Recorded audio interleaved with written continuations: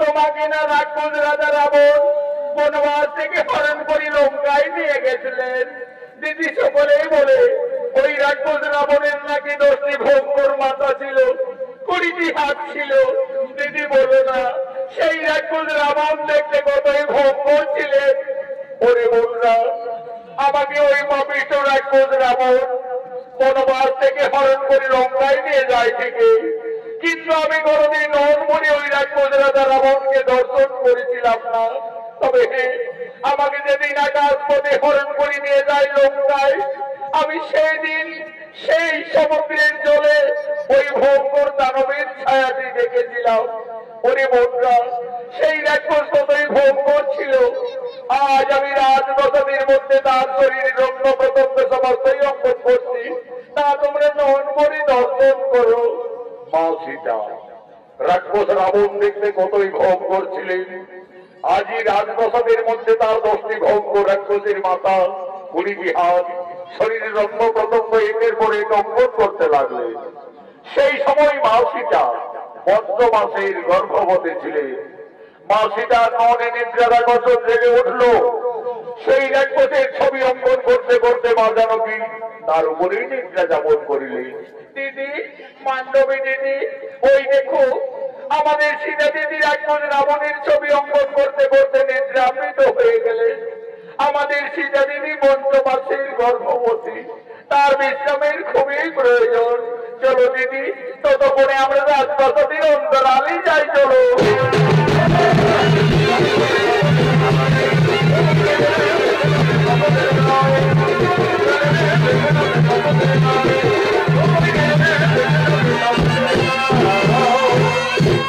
এমন সময় প্রভু শ্রীরামচন্দ্র এবং লক্ষ্মণ এই রাজপ্রাসাদের দিকে আগমন করছে। রাজার বেটা হয়ে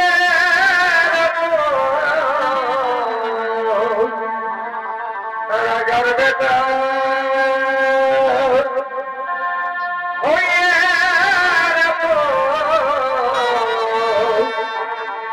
কে রে ঘরে বলি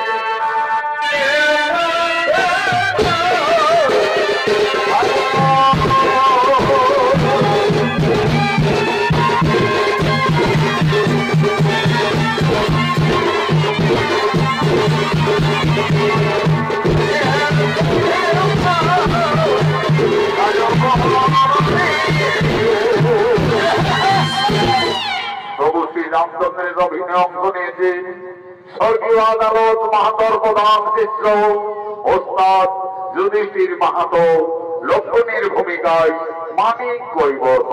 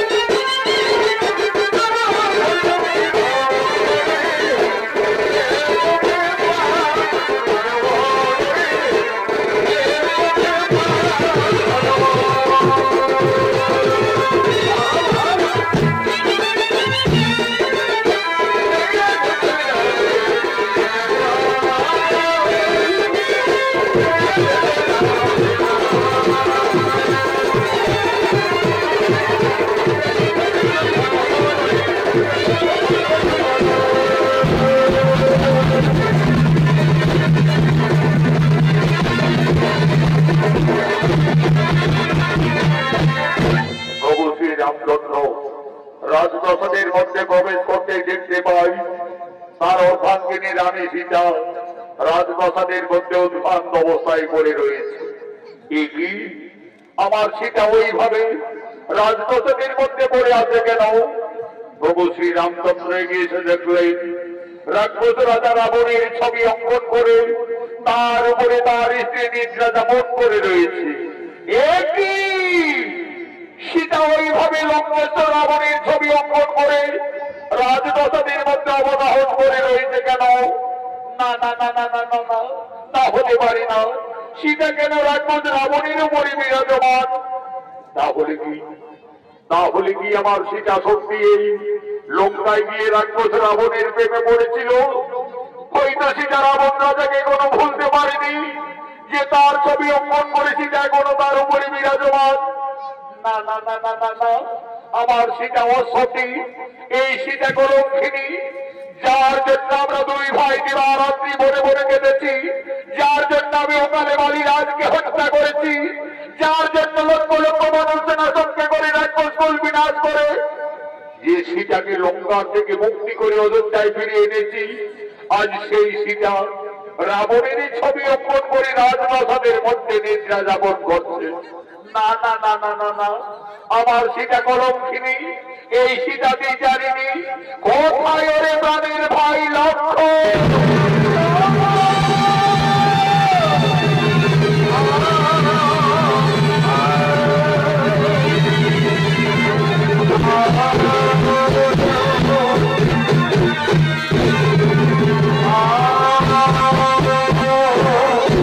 আদেশ করুন দাদা। ওরে ভাই লক্ষ্মণ, ওরে আমার স্নেহের ভাই লক্ষ্মণ, ওইতে করে ভাই আমাদের রানী সীতা রাক্ষস রাবণের ছবি অঙ্কন করে তার উপরে নিদ্রা যাপন করে রয়েছে। ওরে ভাই লক্ষ্মণ, এই কলঙ্কিনী হয়তো লঙ্কায় গিয়ে রাক্ষস রাবণের প্রেমে পড়েছিল। হয়তো সীতা রাবণ রাজাকে কোনো ভুলতে পারেনি যে তার ছবি অঙ্কন করে সীতা এখনো তার উপরে বিরাজমান। ওরে ভাই লক্ষ্মণ, এই কলঙ্কিনী যদি আমাদের অযোধ্যা নগরে থাকে তাহলে আমাদের রঘুকুলের বদনাম হয়ে যাবে রে ভাই, আমাদের সূর্য বংশের বদনাম হয়ে যাবে। ওরে প্রাণের ভাই লক্ষ্মণ, এই কলঙ্কিনীর আর আমি মুখ দর্শন করতে চাই না।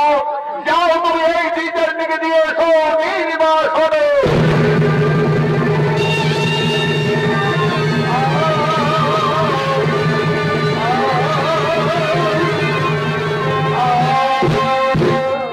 দেবী তুমি কি করলে? দেবী তুমি আজ আমাদের অযোধ্যার পবিত্র মাটিকে কলুষিত করে দিলে।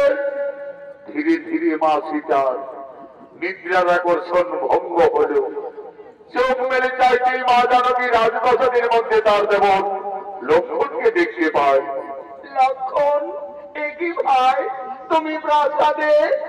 দেবী তুমি একই করলে? দেবী তুমি কেন রাক্ষস রাবণের ছবি অঙ্কন করলে আমাদের রাজপ্রাসাদের মধ্যে? তুমি তার উপরে স্মরণ করে নিদ্রা যাপন করতেছিলে। তুমি কি সত্যি এই লঙ্কায় গিয়ে রাক্ষস রাবণকে ভালোবেসেছিলে? তুমি কি রাবণ রাজাকে কোনো ভুলতে পারোনি? না রে ভাই লক্ষ্মণ, আমি কিছু ভুল করিনি রে ভাই। আমি শুধু মান্ডবী উর্মিলা মন্দির বোঝাবার জন্য এই রাক্ষসের ছবিটি আমি প্রাসাদের মধ্যে অঙ্কন করেছিলাম রে ভাই। তুমি জানো না দেবী, এই অপরাধে তুমি কলঙ্কিনী, এই অপরাধে তুমি বিচারিণী। যে রাক্ষস রাবণ তোমাকে বনবাস থেকে হরণ করে লঙ্কায় নিয়ে যায়, সেই রাবণের ছবি অঙ্কন করে তুমি ভুল করেছো, অপরাধ করেছো। প্রভু শ্রী রামচন্দ্র আর কোনদিন তোমার মুখে দর্শন করবে না। আমায় আদেশ দিয়ে গেলেন এই ভুলকেই তোমায় দিতে হবে নির্বাসনে।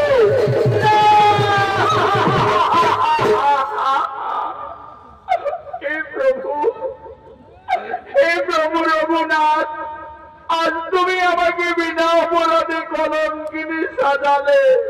হে স্বামী, তুমি তো আমাকে লঙ্কার থেকে ফিরে এনে আমাকে সকলের উপস্থিতিতে অগ্নি পরীক্ষা করিয়েছিলে প্রভু।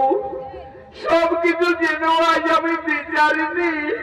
ওরে ভাই লক্ষ্মণ, তোমার কথা যখন আর আমার মুখ দর্শন করবে না, তাহলে আমার এই অযোধ্যায় থাকার প্রয়োজন হবে না রে ভাই। চলো ভাই, তুমি আমায় দিয়ে এসো আসনে বিনা দোষে বনবাসী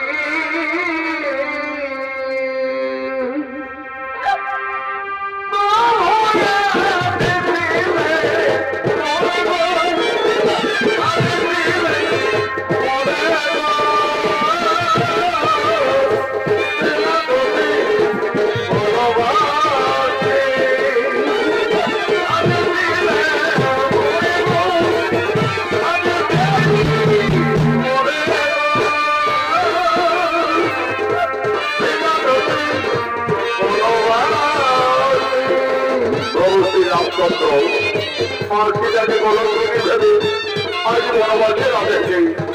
সেই আদেশ পালন করার জন্য তার ভাই লক্ষ্মণ আজ মা জানকীকে বনবাসে নিয়ে যাচ্ছে। আগে আগে চলেছে লক্ষ্মণ, আজ মনের দুঃখে মার্কিটাকে রেখে বনবাসে চলেছে। ঘোর নববোধ পেরিয়ে ঘোর গ্রামে প্রবেশ করেছে লক্ষ্মণকে মিশিটাকে নিয়ে। আজ লক্ষ্মণ বলছেন দেবী গো, দেখো দেবী, আমরা তো বনবাসের যথার্থ জায়গায় উপস্থিত হয়ে গেছি দেবী। তুমি তোমার বনবাসী বলেই জানাবে জানাবে দেবী। তুমি আমাকে অযোধ্যায় ফিরে যাওয়ার অনুমতি দাও দেবী। আমাকে অযোধ্যায় ফিরে যেতে হবে, কিন্তু আমি কিভাবে একটি বনবাসের গর্ভবতী নারীকে এটা মনের মধ্যে ছেড়ে যাবো? তুমি আমায় ক্ষমা করে দাও দেবী, আমায় তুমি ক্ষমা করে দাও।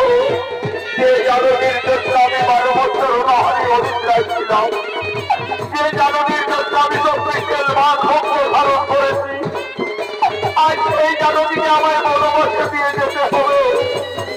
আমায় তুমি ক্ষমা করে দাও দেবী, আমায় ক্ষমা করে দাও। ওরে ভাই লক্ষ্মণ, তুমি তো তোমার দাদার আদেশ পালন করেছো রে ভাই। তুমি ফিরে যাও ভাই অযোধ্যায়। তোমার দাদা আমাকে বিয়ের সময় দিয়েছিলেন আমার গলার মুক্তার হার, কানের চোল, পায়ের নকল। আমার বনবাসে এই অলঙ্কারে ক্ষমা পাবে না রে ভাই। এই অলঙ্কার গুলি ফিরে নিয়ে যাবে অযোধ্যায়। তোমার দাদার অপরাধের কাছে দিয়ে বলবে, দাদা তোমার আদেশ আমি পালন করেছি। তোমার কলঙ্কি মিষ্টি টাকায় আমি মনে দিয়ে এসেছি, বনবাসে দিয়ে এসেছি।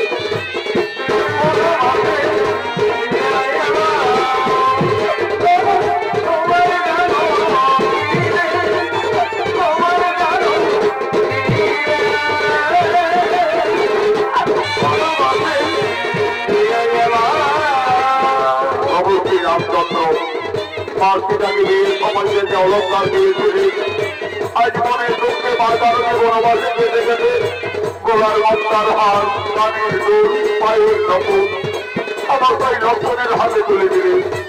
আজ মার্কিটাকে দেখে বলছে, ওরে ভাই লক্ষ্মণ, এই সমস্ত অলঙ্কার নিয়ে তুমি ফিরে যাবে অযোধ্যা নগরে। তোমার দাদার অপরাধের কাছে দিয়ে বলবে,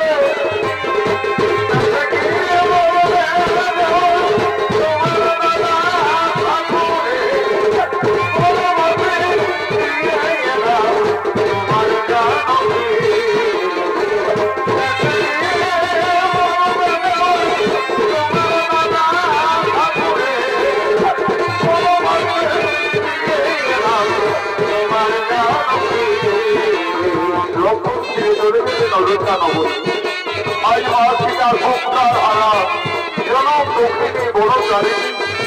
আজ মার্কিটা মনে মনে কাঁদছে, তার নলের ধারা অবিরত বইছে। আজ মার্কিটা কাঁদছে, আর কেঁদে মনের দুঃখে বলছে, এই বিধাতা, আমি এখন কোথায় যাব? এই বনবাসে আমি কি খাবো? আমি কিভাবে আমার এই গর্বের সন্তানে বাঁচাবো? না না না না না না, আমি আর কোথাও যাব না। আমার বাঁচা থাকার চেয়ে আমার মরে যাওয়াই ভালো হবে, আমার মরে যাওয়াই ভালো হবে। এই প্রভু রঘুনাথ, তুমি শুধু যুগে যুগে আমাকে কাঁদিয়েই চলেছে প্রভু। আমার এই নারী জনম দুঃখের জীবন যুগে যুগে আমায় কেঁদেই যেতে হলো প্রভু, শুধু কেঁদেই যেতে হলো। চারি যুগে আমি বড়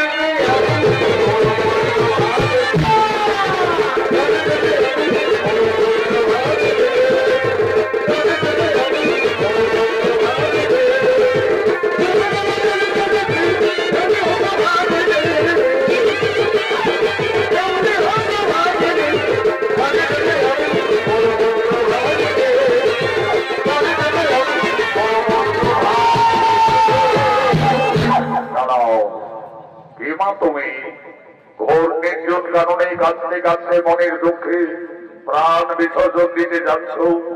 তুমি জানো না নারী, মানব জীবনে আত্মহত্যা মহাপাপ। বাবা, আমার বেঁচে থেকে কিছু লাভ হবে না যোগী বাবা। আমার স্বামী আমাকে বিনা অপরাধে কলম কিনে ভেবে আমাকে বনবাসে দিয়েছে বাবা।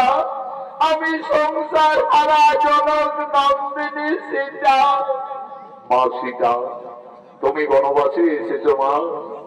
আমি যোগী বাল্মীকি, আমি জানতাম না জানো কি একদিন না একদিন তোমাকে বনবাসে আসতেই হবে। মা সীতা, তুমি কেঁদো না মা। বিধির বিধান কেউ লঙ্ঘন করতে পারে না মা, বিধির বিধান কেউ লঙ্ঘন করতে পারে না। মা সীতা, তোমার বনবাস জীবন কাটাবার জন্য আমি এই তপবনে পূর্বেই একটি সুন্দর পাতার কুটির নির্মাণ করে রেখেছি।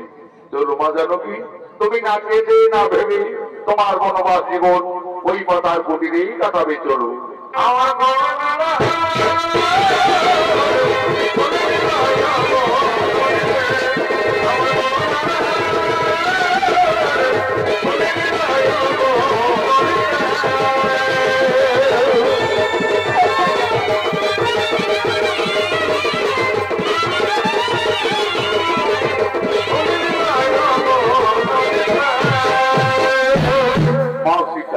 তার বনবাস জীবন যোগী বাল্মীকির তপবনে কাটাতে শুরু করলে।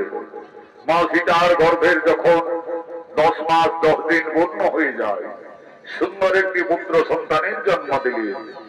আদর করে যোগী বাল্মীকি সেই ছেলের নাম রাখলেন লব।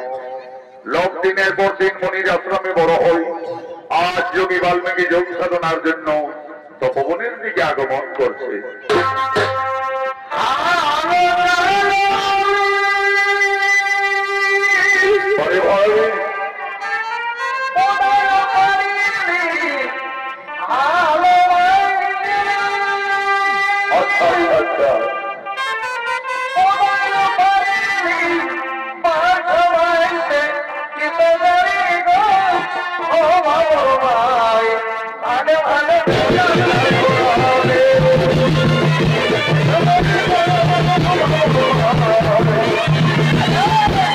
যোগী বাল্মীকির অভিনয় নৃত্যশিল্পী জগদীশ মাহাতো।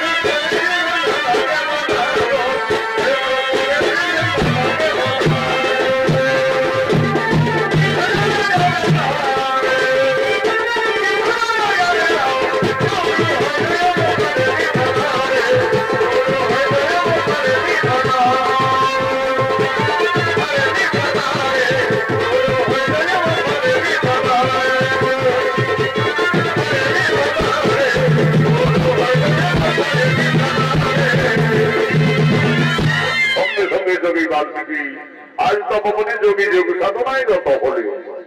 ও নমো শ্রী ব্রহ্মদেবায় নমো নমঃ। ওম নমো শ্রী ব্রহ্মদেবায় নমো নমঃ। ওম নমো গুরু ব্রহ্মা গুরু বিষ্ণু গুরুদেব মহেশ্বর গুরুবে পরম ব্রহ্ম তস্মৈ শ্রী গুরুবে নমো নমঃ। এমন সময় মা সীতা এসে বলছে, বাবা বাবা। কি মা সীতা? বলো মা সীতা, তোমার কি হয়েছে মা? বাবা আমার পুত্র লব ওই দেখো বাবা, সেগুন বৃক্ষতলে ঘুমিয়ে রয়েছে। বাবা আমি ততক্ষণে ওই সরোবর থেকে স্নান সেরে জল নিয়ে ফিরে আসছি বাবা। দেখো মা সীতা, তুমি স্নানে যাবে চলে যাও, কিন্তু দেরি করো না মা, কারণ তোমার পুত্র লব ছোট্ট বালক, সে খুবই উপদ্রব করি, সে কোন ঘুমিয়ে রয়েছে থাক, আমি এখন এখানেই ধ্যানে আছি। যাও মা, তুমি আর বিলম্ব না করে তাড়াতাড়ি স্নান সেরে জল নিয়ে ফিরে আসবে যাও। সীতা গেল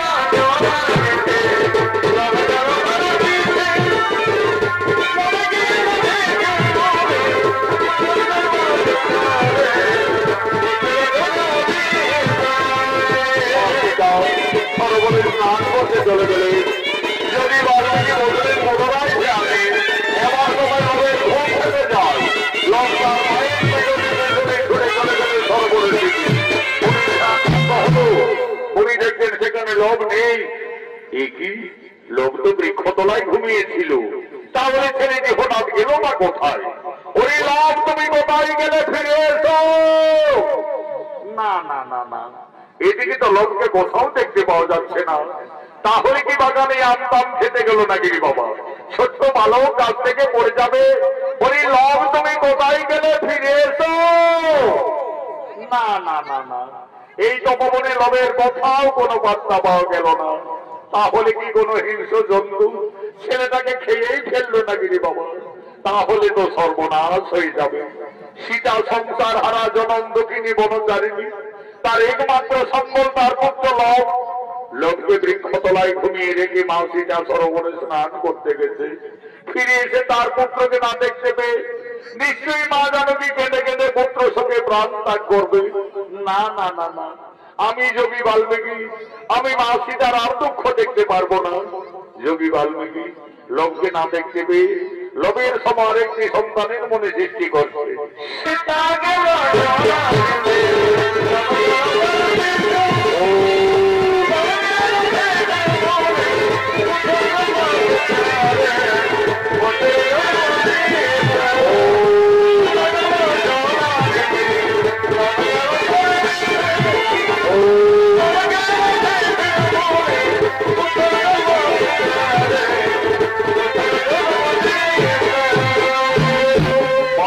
সরোবর থেকে ফিরে এসে দেখছে লোভের মতো আরেকটি ছেলে সেই বৃক্ষতলায় ঘুমিয়ে আছে।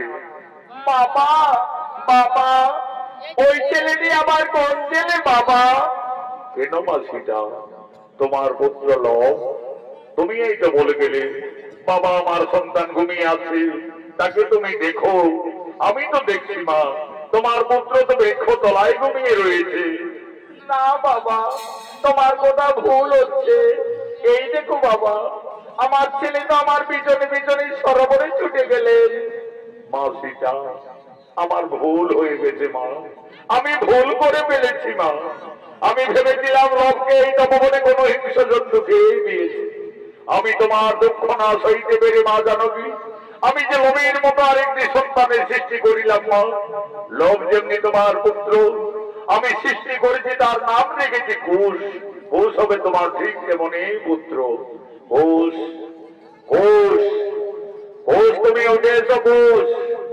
ওই দেখো কুশ তোমার মাথা দাঁড়িয়ে আছে। যাও কুশ, তুমি তোমার মায়ের কোলে চলে যাও। মা সীতার একটি সন্তান ছিল, যোগী বাল্মীকির আশীর্বাদে মা জানকীর তপবনে 2টি পুত্র হয়ে গেল। তার 2 সন্তানকে নিয়ে মা সীতা তার বনবাস জীবন আনন্দেই কাটাতে চলেছে।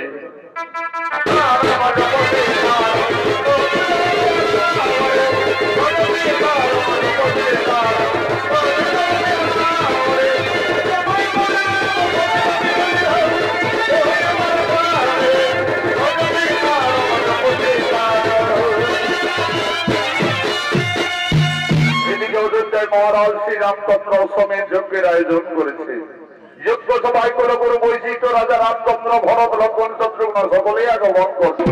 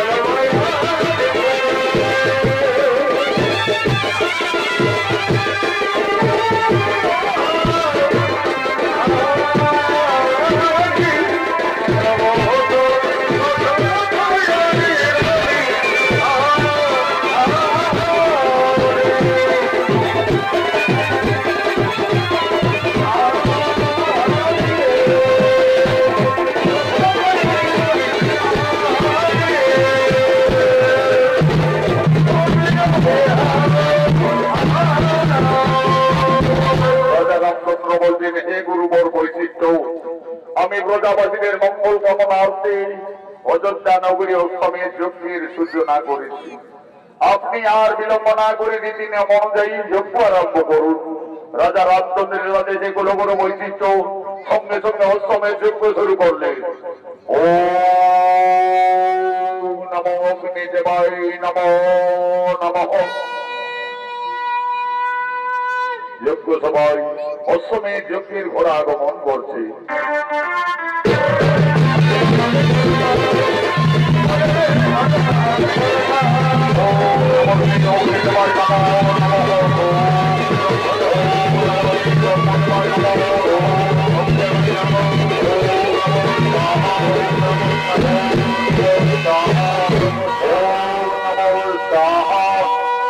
এই রাজা শ্রী রামচন্দ্র, আমাদের অশ্বমেধ যজ্ঞ প্রায় সমাপনের মুখে। আপনি আর বিলম্ব না করে এই অশ্বমেধ যজ্ঞের ঘোড়ার কপালে সুন্দরভাবে লিপিবদ্ধ করে দাও। এই ঘোড়া রাজা শ্রী রামচন্দ্রের অশ্বমেধ যজ্ঞের ঘোড়া। এই ঘোড়া যত দূর যাবে তত দূর অযোধ্যার সীমানা বলে পরিচিত থাকবে। আর যদি কেউ বাহুবলে এই ঘোড়াকে বন্দী করে, তাহলে রাজা শ্রী রামচন্দ্রের সঙ্গে যুদ্ধ করতে হবে। কুলগুরু বৈশিষ্ট্যের আদেশে রাজা রামচন্দ্র অশ্বমেধ যজ্ঞের ঘোড়ার কপালে লিপিবদ্ধ করিলে ঘোড়া যজ্ঞস্থল থেকে যাচ্ছে। ঘোড়ার পিছনে পিছনে অযোধ্যার সমস্ত সেনারা যেতে লাগবে।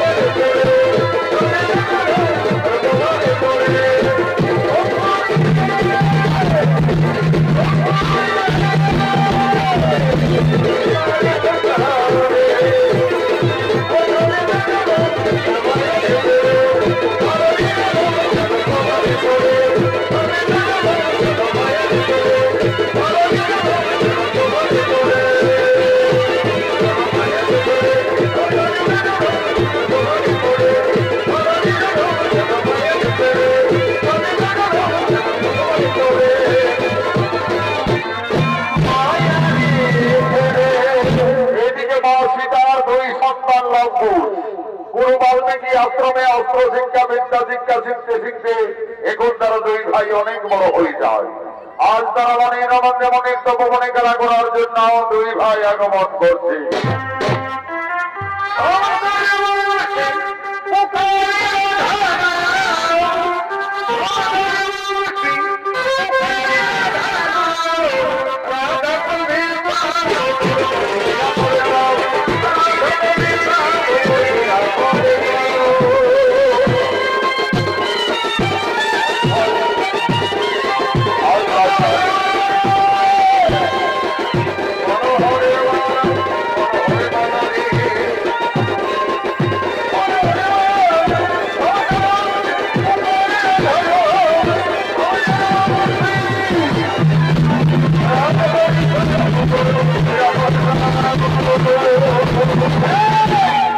এরাই হল মা সীতার দুই সন্তান লব ও কুশ।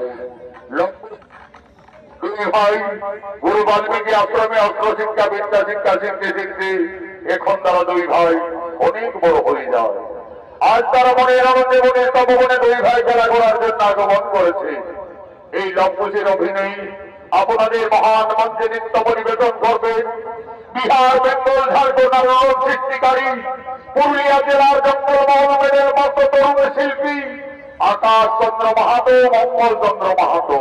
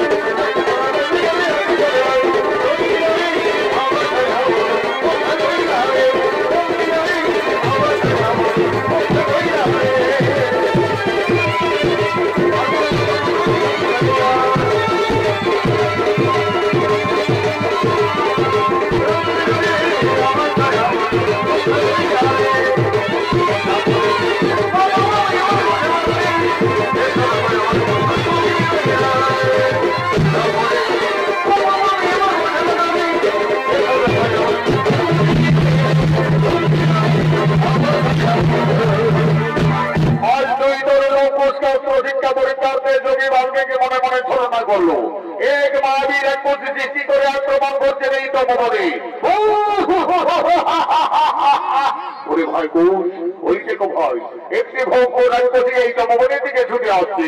চলো ভাই ততক্ষণে আমরা গুটিকে পালিয়ে যাব। না দাদা আমরা গুটিকে পালাতে যাব কেন? আমাদের তো ঋষিবর যোগী বাল্মীকি অস্ত্র শিক্ষা শিখিয়েছে। চলো না দাদা সেই অস্ত্র মানে দুই ভাইকে আমরা বিনাশ করে দেবো। তবে তাই চলো ভাই এই রাজপতি এই তপবনে আর একবার এগিয়ে এলে আজ তোকে আমরা সকলে বিনাশ করবো। কি এত সাহস তোদের অনেক ঋষি বালক, আজ আমি তোদের খেয়ে ফেলবো।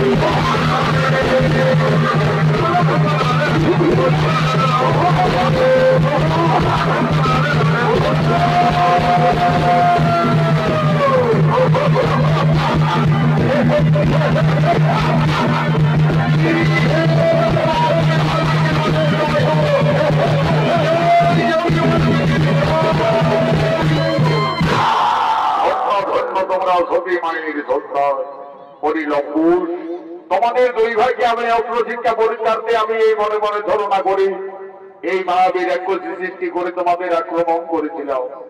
আমার শিক্ষা অস্ত্র মানে তোমরা যথার্থই মহাবীরকে বিনাশ করিলে, একে তোমরা সংহার করিলে। পরিলঙ্কুশ তোমরা দুই ভাইয়ের অনশিক্ষায় উত্তীর্ণ হয়ে গেলে। তোমাদের আশ্রমে বিদ্যা শিক্ষা অস্ত্র শিক্ষা সকলেই সম্পন্ন। কালকে আমি তোমাদের তিথি যুগে দুই ভাইকে মহামন্ত্র দান করব। কিন্তু দেখো লঙ্কুশ গুরুবর বাল্মীকির আশ্রমে শিক্ষার করে যৎকিঞ্চিত গুরুদেবের চরণ তলে গুরু দক্ষিণা দিয়ে আশীর্বাদ দিয়ে নিতে হয়। মনে রাখবে কালকে তোমাদের দুই তরুণের গুরু দক্ষিণার দিন। তাই হবে ঋষিবর আমরা কালকে আশ্রমে আসার সঙ্গে সঙ্গে আমাদের মাতা জননীর কাছ থেকে আমরা যথার্থই গুরু দক্ষিণা নিয়ে আসবো। দেখো লঙ্কুশ মনে থাকে যেন কালকে তোমাদের গুরু দক্ষিণার দিন।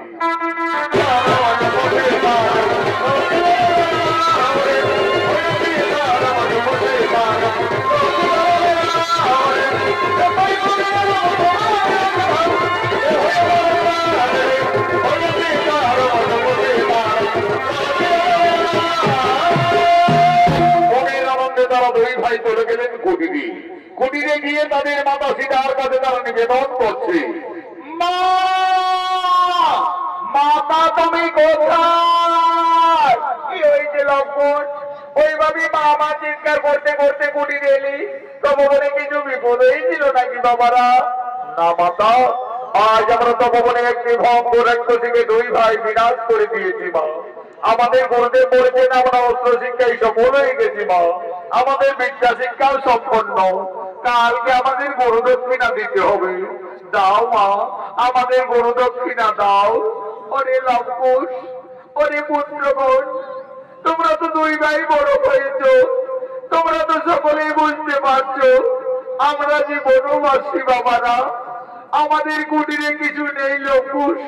আমি কি দিয়ে তোমাদের গুরু দক্ষিণার থেকে মুক্তি করব?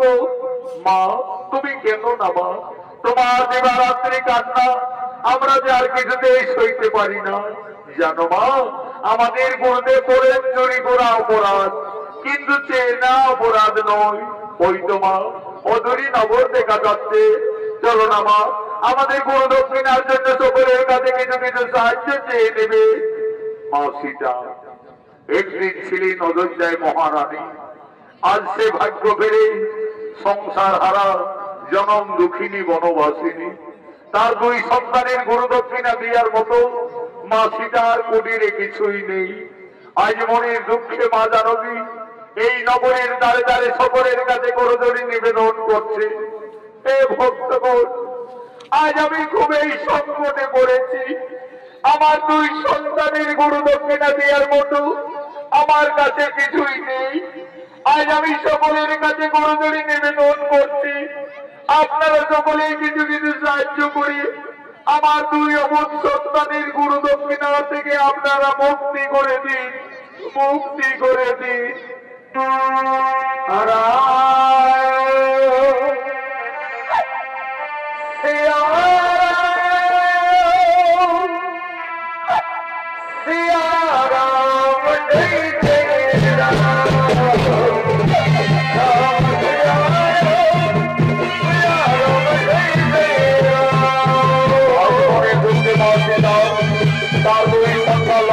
গুরু দক্ষিণার জন্য নগরে নগরে দাঁড়ে দাঁড়িয়ে সকলের কাছে মাঝারবি সাহায্য চাইতে লাগবে। নগরে নগরে বাসীরা ভিক্ষা করতে লাগবে।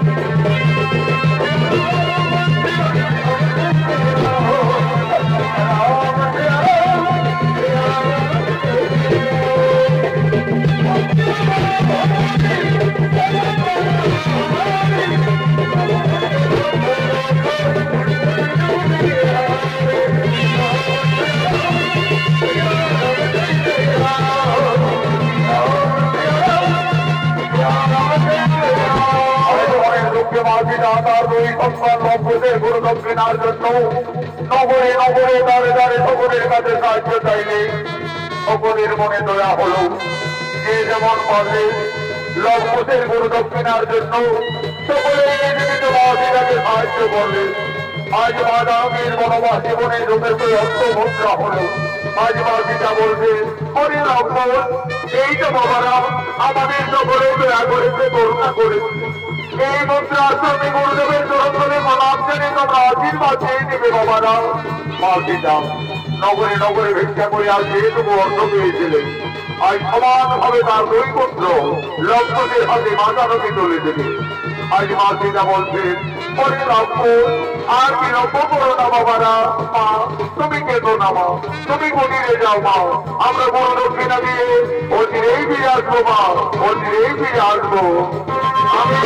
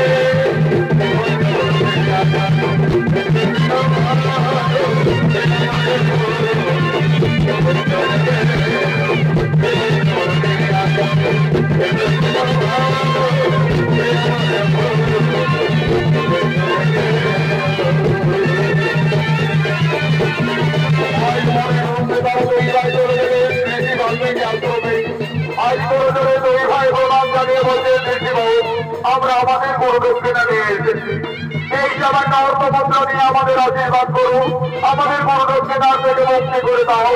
ধন্য ধন্য তোমরা সতী মায়ের ধন্য। আজ আমি আনন্দিত, আমি গর্বিত। আমি তোমাদের পূর্ণ আশীর্বাদ করবো, তোমরা আরো শক্তিশালী হবে, আরো ভঙ্গরযোগ্য হবে। এই নাম গুরুদেব, এই নাম আমাদের গুরু দক্ষিণা। হরিলম্বুর আমাদের বিশেষ কাজের জন্য কয়েকদিনের মতো এই তপবন ছেড়ে আমাদের ভক্তা করে কপিলমুনির আশ্রমে যেতে হবে। তাই আমি এই তপবনে ফিরে আসা না পর্যন্ত তোমাদের দুই ভাইয়ের হাতে এই তপবন রক্ষার দায়িত্বভার দিয়ে যাচ্ছি। আমার হাতে তোমরা পালন করে যাবে, আমি যেন ফিরে এসে এই তপবনের কিছু ক্ষতি না দেখতে পাই। তাই হবে রীতিমত, আমরা দুই ভাই এই তপবনকে রক্ষা করে যাব। এই তপবনের আমরা কিছু ক্ষতি হতে দেব না। তাহলে লম্বন আমি যাই গঙ্গাসাগরে কপিল মুনির আশ্রমে।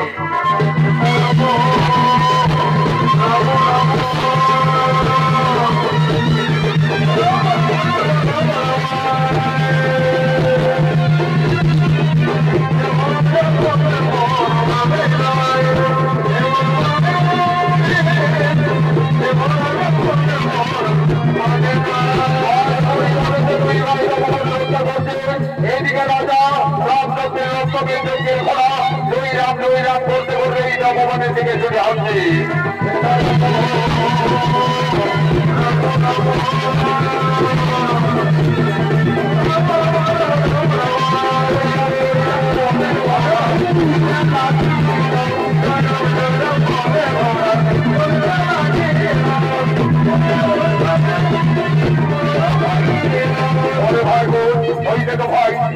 সুন্দর ঘোড়া এই তপবনে প্রবেশ করেছে।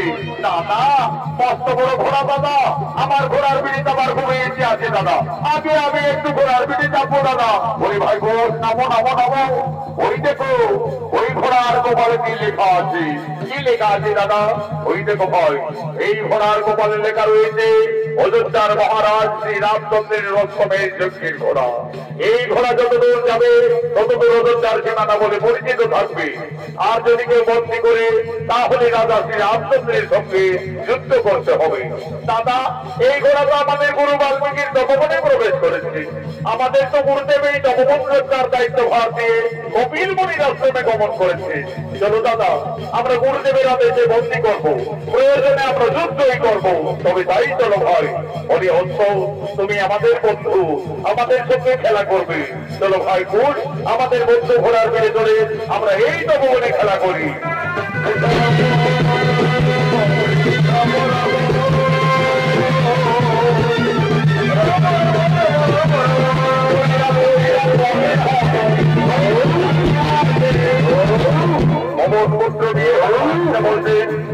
মূর্খ নীতি বালক, তোমাদের এত সাহস থেকে আমার প্রভু শ্রী রামচন্দ্রের রক্তকে তোমরা বন্দী করে যেতে নাও।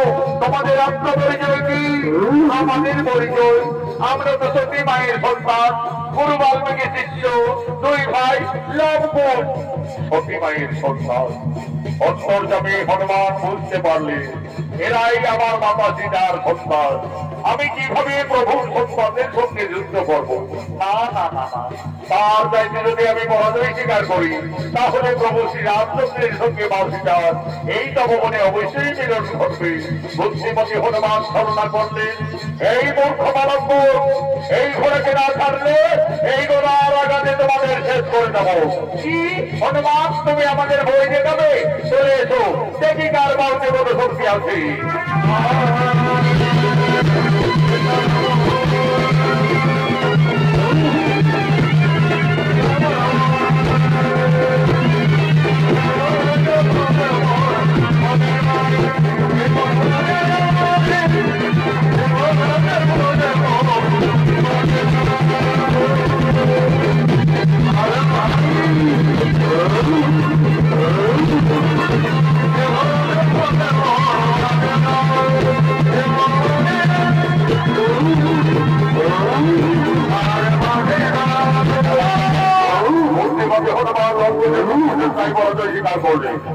হনুমানকে বন্ধু করলেন তপবনের এক বৃক্ষনালী।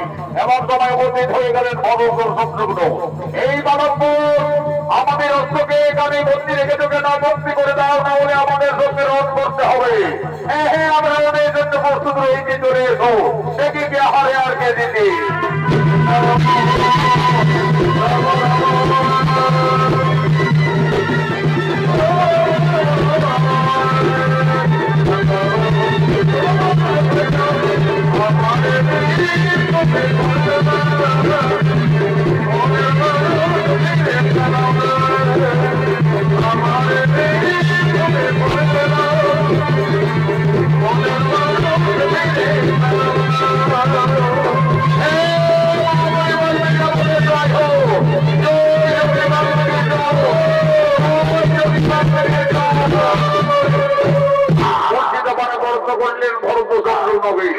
এমন সময় উপস্থিত হয়ে গেলেন অযোধ্যার মহারাজ শ্রী রামচন্দ্র এবং অনুজ লক্ষণ।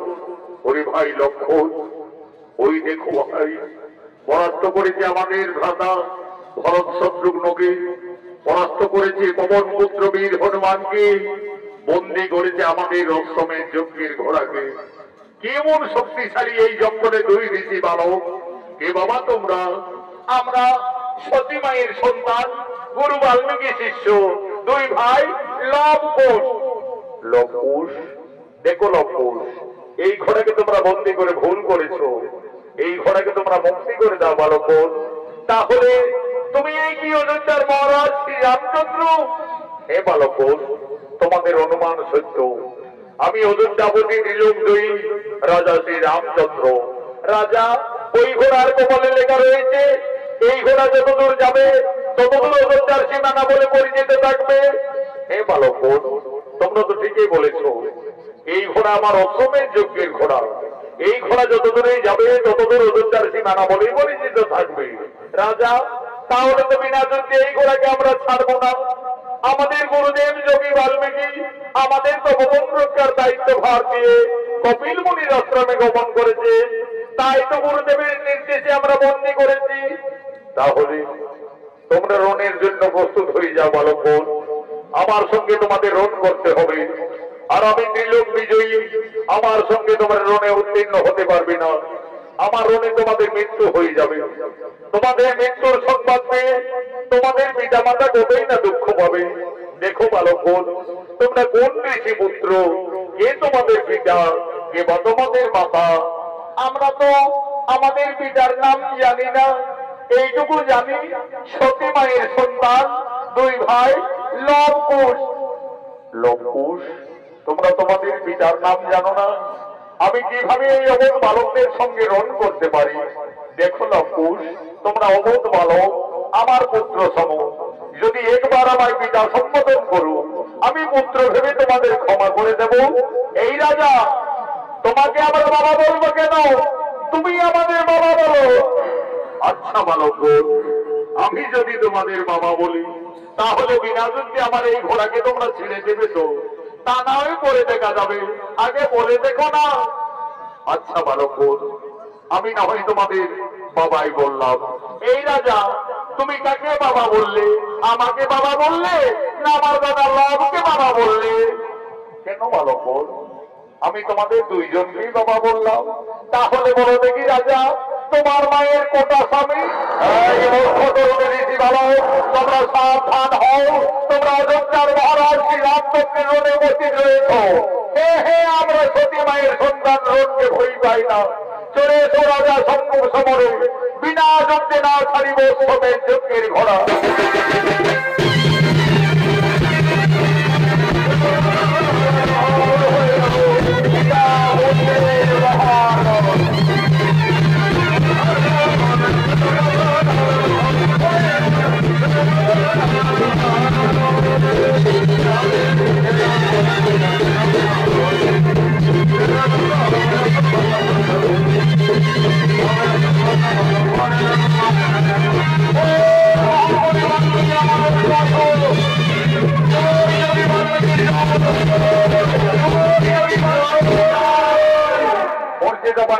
করে দিলে রামচন্দ্র লক্ষণকে। এদিকে কপিলমুনির আশ্রম থেকে যোগী বাল্মীকি ফিরে এসে দেখতে লঙ্কুশ সর্বনাশ করে রেখেছে। ওরে শিষ্যগণ, ওরে লঙ্কুশ কোথায় তোরা? আমার বর্তমানে এইভাবে তোমাদের অত্যাচার। ঋষিবর, আমরা তো তোমার আদেশ পালন করে চলেছি। এই তপবন রক্ষা করতে গিয়ে সমস্ত যোদ্ধাদের রণে পরাস্ত করে রেখেছি। ঋষি দাদু, আমরা একটি জান্য হনুমানকেও পরাস্ত করে এই জঙ্গলে লতায় পাতায় বন্দি করে রেখেছি। করি তোরা আবার হনুমান থাকি, কোথায় হনুমান বন্দি রেখেছ? ওই দেখো ঋষি দাদু, ওই তপবনের বাবারে ভাই, এই যে পবন মন্ত্রবীর হনুমান রে বাবা, এই হনুমানের সঙ্গে ঝগড়া করেছ। ওই লঙ্কুশ এই রাজাদের না জেনে না শুনে কেন আঘাত করিলে? যা যা, তোদের মাতা সীতাকে তোরা তাড়াতাড়ি তপবনে ডেকে নিয়ে আয়। তোদের মাতাই বলবে ওই রাজার সঙ্গে তোমাদের পরিচয় কি। মা, তুমি তাড়াতাড়ি তপবনে এসো মা। আরে লঙ্কুশ, তপবনে কি হয়েছে পুত্রগণ? মা, আজ আমরা যুদ্ধে জয়ী হয়ে গেছি মা। একটি জান্ত হনুমানকে পরাস্ত করে বন্দি করে রেখেছি মাতা। ওই লঙ্কুশ, কোথায় হনুমানকে তোমরা বন্দি রেখেছো বাবারা? ওই দেখো মাতা, ওই তপবনের বৃক্ষ ডালে। ওরে লঙ্কুশ, এ তো পবন পুত্র বীর হনুমান। এই হনুমানকে তোমরা কেন বন্দি করিলে বাবারা? যে লঙ্কুশ, হনুমানকে তোরা মুক্তি করে দে। ওই হনুমান একদিন আমার মান রেখেছে। এই হনুমান আমার জন্য লঙ্কায় কতই না দুঃখ পেয়েছে। দে বাবারা, তোরা হনুমানকে তাড়াতাড়ি ছেড়ে দে। মা সীতা, ওদিকে তো তুমি হনুমানকেই দেখেছো, আর এই দিকে তাকিয়ে দেখো মা, তোমার সন্তানরা, তোমার স্বামী, তোমার দেবরদের সকলকেই রণে জল করিতে বলে রেখেছে মা। অনেক লাভ, তোরা কি করিলি বাবারা? তোরা কাদের সঙ্গে রণ করেছ? তোরা তো সকলই সর্বনাশ করে দিলে লাভকুল। আমার হাতের টাকা সীতার সিঁদুর আজ তো ভবনে সকলে মুছে দিলে বাবারা। বাবা, আমি আমার মনোমার জীবনে তোমার কাছে কোনোদিনই কিছু চাইনি বাবা। আজ আমার দুই এবং সন্তানই ক্ষমা করে আমার স্বামী এবং দেবরগণকে পুনরায় মা সীতা, তুমি শান্ত হো মা। তারা কেউ মারা যায়নি মা, তারা লাভ বসে রণে পরাস্ত হয়ে সকলে জ্ঞান হারা অবস্থায় রয়েছে। আমি এক্ষণে কুমণ্ডলের জল হইতে সকলের জ্ঞান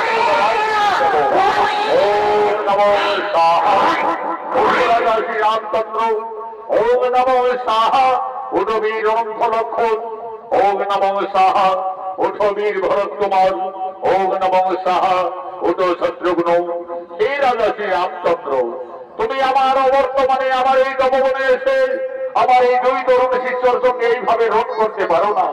মনে করে রাজা, একদিন তুমি তোমার রানীকে কলঙ্কিনী ভেবে 5 মাসের গর্ভবতী অবস্থায় বনবাসে দিয়েছিলে।